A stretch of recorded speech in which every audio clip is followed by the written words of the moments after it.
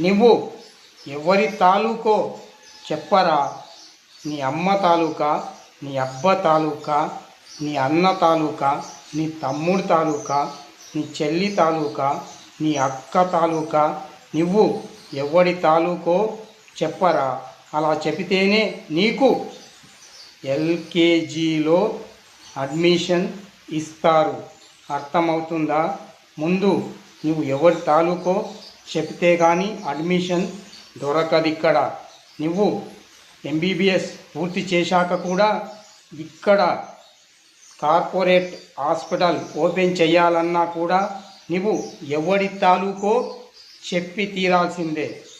Andhra king తాలూకా, Telangana king తాలూకా, ఎవడి తాలూకో చెబితే కానీ నువ్వు ఇక్కడ హాస్పిటల్ ఓపెన్ చేయలేవు. ముందు చెప్పు, ఆ తర్వాతే హాస్పిటల్ ఓపెన్